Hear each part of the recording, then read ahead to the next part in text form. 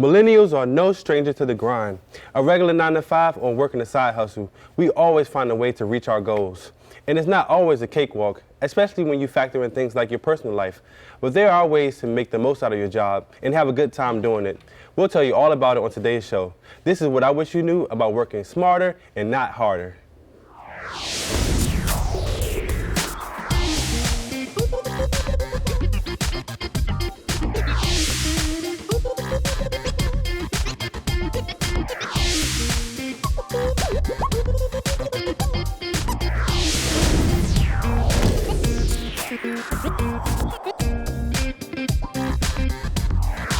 What's up, everybody? My name is Torrin Cooper, and welcome to I Wish You Knew.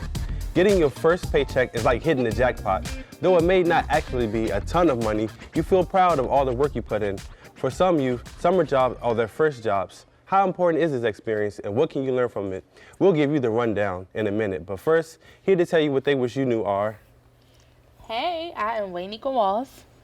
Hi, I'm Shauna Mizell. Hey, I'm Zeppelin. So, panel, how can youth or anybody make the most of their first job or their summer job experience? I think you can make the most by knowing that you don't know a lot, but still being confident. Because I think for me, you just be second guessing yourself, especially when you're in a new setting. Yeah. So I think most importantly, go to your parents, because obviously they know more about that. Sometimes for whatever reason, we don't even ask them the simple things that they would know. So just go to them and kind of fill them out. And then when you walk in, just be confident, but understand you may not know, and it's okay if you don't know. Just ask questions. Definitely asking questions is huge. I mean, get there on time. Like, it's like simple things like while you're there, try, don't be on your cell phone the whole time. Just actually like, be attentive. Don't give off the perception that this is your first job. Yeah. Try to act like, you actually belong there and you deserve to be there. Because you want to be there. Yeah, exactly. You want to be there, right? Like that's the piece, like not like your parents are forcing you to get a job. Like don't act like that. Yeah, and then too, like when they give you something, actually go after it wholeheartedly. Like, try to understand why you all do it. Not necessarily being like, why we got to do this, but like know the reason why. So then you'll understand why it's a part of the big picture. Why I need to go hard at this. Why I need to do it. Because in the beginning, you don't necessarily understand how business works or why this is important. Because in the grand scheme of things, you're like, this is filing. But I know I worked on a filing project.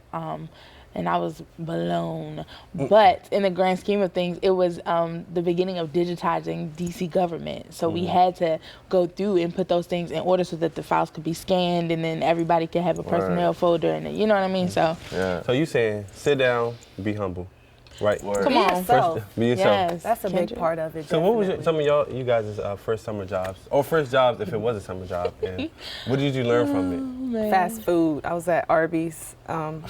I learned never to quit your job before you have a new one. Okay, yeah. That's you need major to key alert. Keep going. How about you, Zeppelin? Yeah, my first job was at like I was just like somebody's assistant at like one of those like mortgage companies. It was through like my church. Yeah, like through my church program. So like they was just like summer jobs for the youth, and somebody owned like a mortgage type like mortgage lending company. And so I was just like her assistant, and I had to like ride my bike every day to, her job, which is like about 2 miles away. And, it just kind of taught me like early work ethic. Like, I had to be there at 10 o'clock. So it was like, give yourself enough time to get there, make sure you look professional, those sorts of things. So it was, For me, if we're being honest, my first job was making sure I had all my bow rats because I would get in trouble if I didn't. So learning that, but. You got paid for it? No, but I didn't get a beating, Hey, Mom. Same thing. So, but, growing up in D.C., shout out to, God rest his soul, Mayor Barry, because summer youth employment was a big thing. So that was actually my first experience. Wow. And it's so funny how life came full circle because I worked in DCHR, and then when I became an adult and when I was during my undergrad, I ended up going back to that agency working there on my own. But my first job was digitizing the government, essentially. We had to go in and look at all these files. They were just out of order because over time, that's just how things work. And then someone has to take the foot of it. So that's what we did. Summer youth, we came in, we had to literally alphabetize basically all the folders and personnel records for everybody in DC government. Wow. So that was a task. And you didn't feel like it was important. No, I know, like allergies, like the files were old. But it was fun because we was all so close. We was close in proximity, so it was hilarious, like to do it.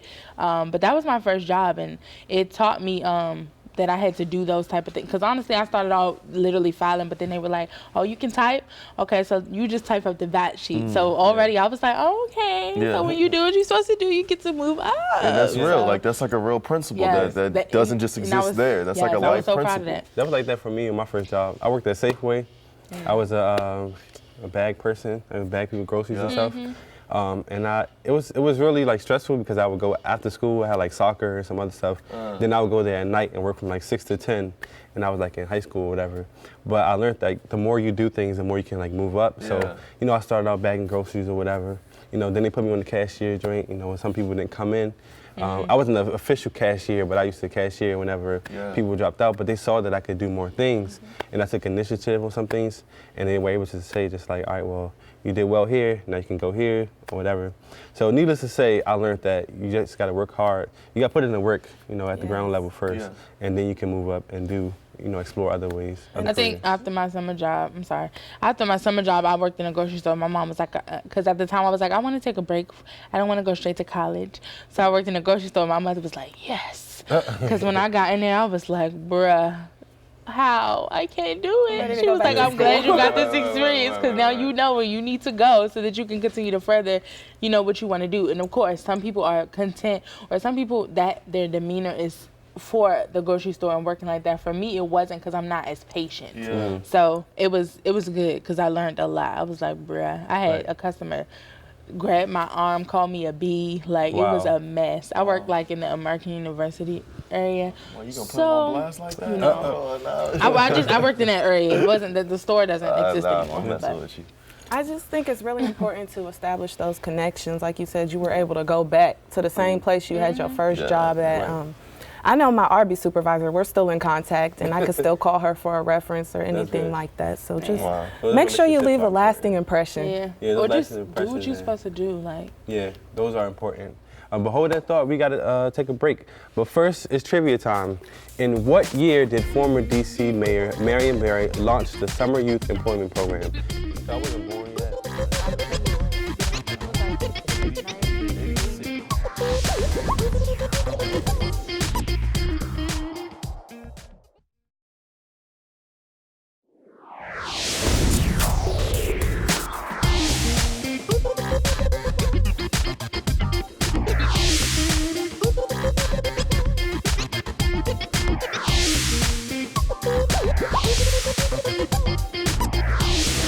Welcome back to I Wish You Knew.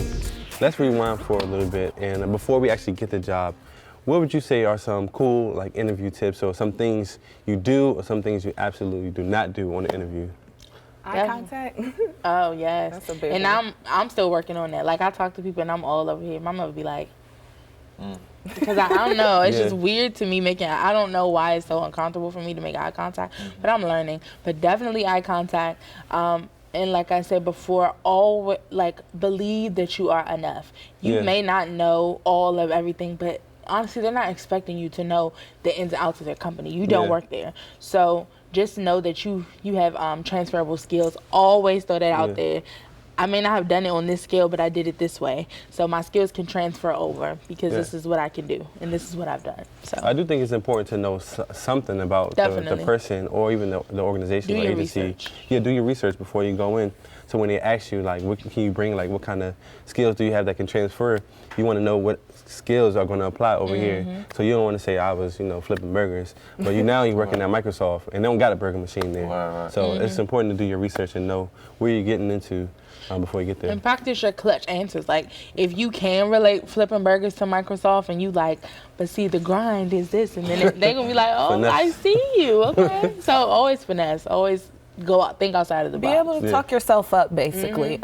Be able to talk transferable, I guess. To be able to talk. How would you dress for an interview?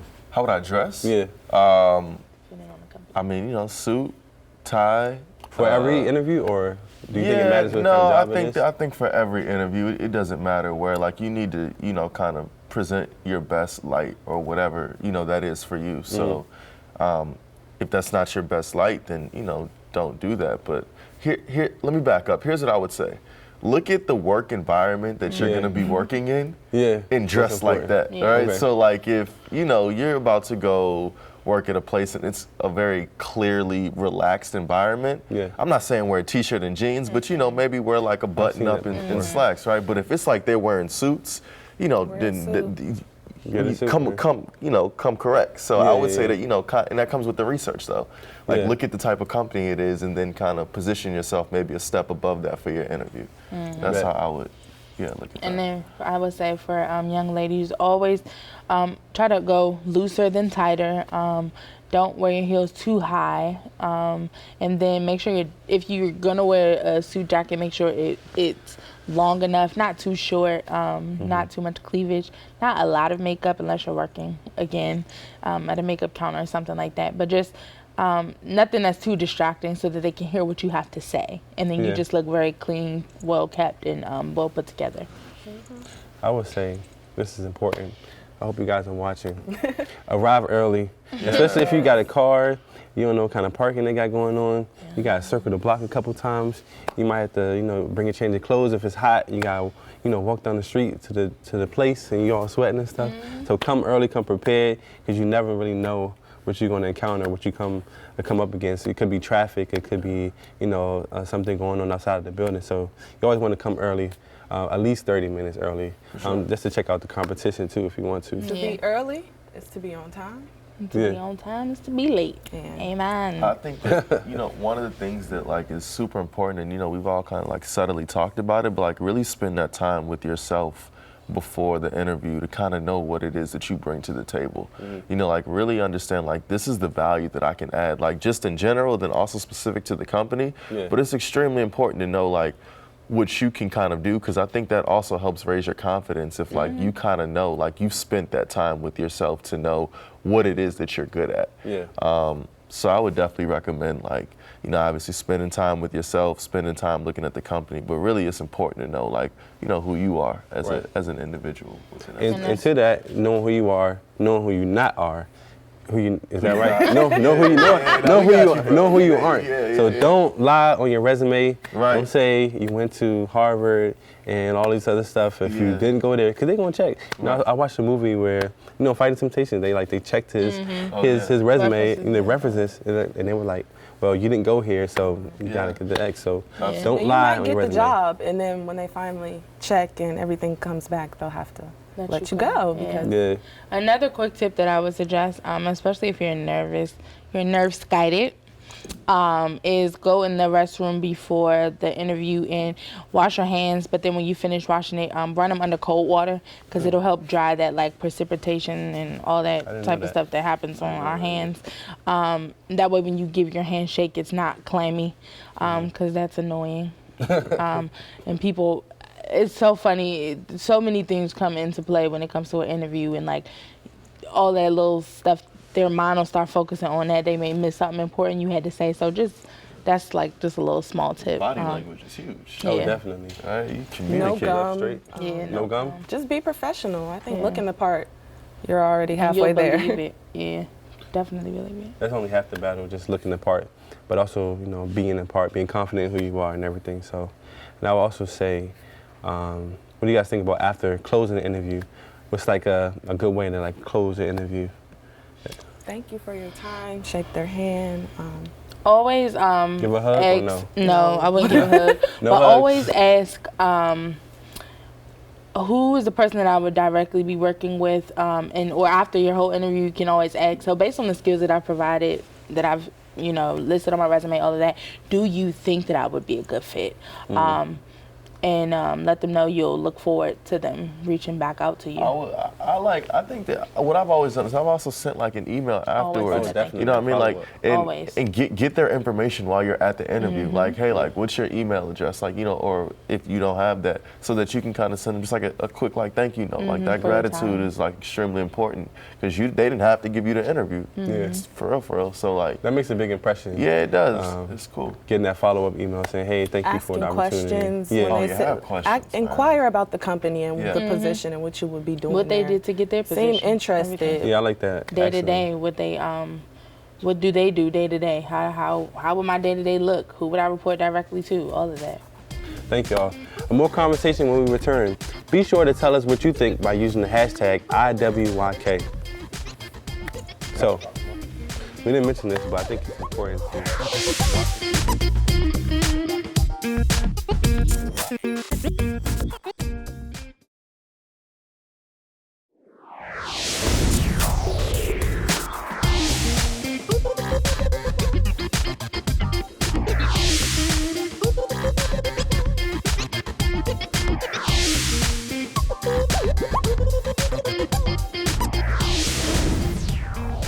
Welcome back, and thanks for staying with us. An internship is a great way to build a resume and get familiar with the career. But now, some millennials are asking for more than job experience. They want to get paid. What do you guys say? Should interns get paid? I'm asking you first. Yes. Like Young Dolph said, get paid. I think the experience is definitely an important part, and you really have to love what you're doing to do it for free. Yeah. I wasn't a morning person until I started doing what I loved. And even if it's for free, I know that it's going to pay off in the long run. That's true. And those connections you're making, you're going to keep them if you're doing your job correctly. Yeah, I do believe the interns should get paid, honestly, because I was an intern, especially during my undergrad. We did an internship together. Yeah. And the work that we were doing, shout out to the... That's a real life job. Like, the work that we were doing, shout out to the district leadership program, which was under the mayor's authority. We were doing the same work that the full-time employees were doing, or career service employees were doing. So we were paid, fortunately. So I always advocate for paying interns because it's important to, I understand showing people work ethic and they don't have experience or they don't know. Yeah. But I know for us, typically your internship is in the field that you think you want to be in. Yeah. So usually you've done some type of study. So I do feel like they should be compensated. I don't think you should be paid. Why not? I'm gonna keep it real. I don't think you should be paid, cause it's like life doesn't guarantee you anything. What? Especially, it doesn't. But you're doing the work. And I feel like in the real world, you're gonna do the work and not necessarily get what you deserve. Compensated? Have you if you're adding to the where you are and you're giving so much, of course you should be paid. But if you come in there to learn and soak up the sun or whatever, then maybe not. What's more valuable at that time period for an 18 to 21-year-old? Is it that knowledge, or is it the little $11, $12 an hour they're gonna give you, and the knowledge and the connections? Speaking, like if you had to choose between the two, what's more important, the knowledge and the connections, or the little $11, $12 an hour? Money? Well, if you don't have a job, like in undergrad, like I had to, work. Like my mom didn't send me money all the time. I had to work internships. So then you get another job. Can I answer? It's about that hustle. You gotta pay me. Go ahead. Go ahead. I'm 18. I have 2 internships from 9 to 5. So really, if I want to work, it's going to be Friday, Saturday, or Sunday, which is my weekend. So no social life. And I already know most of the stuff that they're teaching me because I learned it in school where I'm paying thousands of dollars. So it would be helpful to get a little cash on the side. But that's a part of the sacrifice, though, that you have to put in order to get what you want. Like, it's like, I don't think you have to, though. You don't have to sacrifice? No, I'm saying I don't think you have to do it that way to get something from it. I think you can do it and get paid for it. And, get your coin, honey. and you can. At the end of the day, a person is putting in time somewhere. And it's like the people that are working there are getting paid to come there and do what they do. Yeah. And I feel like you should be compensated in some instances. Mm-hmm. Yeah, so it's what you bring to it. If you're not bringing really anything to it and you're just here to learn, then maybe not. I understand that side. But if you're actually working and doing the same kind of work, maybe even more work, like run me my money. Like this is work. I'm helping move this place forward. So run me my money. But I can also say that those internships that you might not get paid, because it's not a big corporation, you might get more opportunity. That's cute. So opportunity, money. Opportunity is everything. All you need is like one opportunity. Like, this is an opportunity. Yeah. It's like, I wouldn't be here if it wasn't for my unpaid internship. So it's like those sorts of things. I mean, I hear what you're saying, but I would rather be around the people who could teach me how to really make that money on my own than, you know, them just pay me and then I just get treated like, all right, we're paying you, so we don't really have to spend that much time with you and all that sort of thing. But is it ever either or? Why can't it just be both? I mean, that wasn't like kind of the foundation of the conversation that you said. You kind of made it seem like it was either or. Like, yeah, in a perfect world, obviously it would be cool, but like that seems like it rarely happens, especially like, you know, kind of the higher up. And maybe my reasoning or my experience is from, because I was partially finishing my undergrad, so shout out to the forever mayor. I had a lot of experience early on. So at 17 and 16, I had already been in a government office. So at 18, if I'm doing a internship, I'm not doing it for free. So you know like I know how to do most of what you're doing. Okay, so is this what you wanted to do? Like, because I hear what you're saying, but I think that like you have to also preface it for somebody who's listening and say, for example, like they really want to get into like the fashion industry or the music industry. Like this is what they want to do for their life. I feel like and then they're hearing you and they're like, nah, yo, like if you're not getting paid, like you might not want to, like if you really want that, you need to be willing to work for free for a period of time. Yeah, okay. I do understand what you're saying now. So I think for the field that I was in, which was like more corporate office settings, that's where I was going with it. Now I do think music industry, entertainment industry is a little different because it's more about knowledge and knowing how to maneuver through things. What I was doing was literally, did you know how to do the task at hand? So yeah, I feel you on that. I don't necessarily, and maybe that's just because I think of like A&Rs and people shadowing them and stuff. I don't think that they should get paid. I mean, they're shadowing someone. You don't know what you're doing because there's no one way to do most things in those industries. Yeah. So. Yeah, I agree with you. I do. Pay the interns. That's all I can say. Just pay them. Or at least offer like food or something. Like, I mean, if you can't, they have to get something. to you. But why though? It's like it benefits you. You want to be in that space. They're not asking you. You're asking. This is show appreciation. Don't you want to feel appreciated? You know. I mean, I want to take whatever I can take from this experience and then apply it to the next one. That's what I want to do. Like it doesn't really matter. I guess we're those entitled millennials. It's gonna matter when you need that money. Right. When you can't get to your internship to take advantage of those experiences because you ain't got gas money. I told you my first job, I had to ride my bike for 2 to 3 miles to get there, so I just applied. Same work ethic. That's very noble of you. Like it doesn't matter. If you really want something, I feel like you're gonna do whatever you need to do to get it. Regardless. And that's true. So thank you all for this wonderful information. There's more we can say on this topic, but we have to go. But before we do, the answer to our trivia question is 1989. 1979. Close. 1979. The DC Summer Youth Employment Program was established in 1979 by then Mayor Marion Barry. Yep. So this program been around like a while. My mom was like older than me. 14.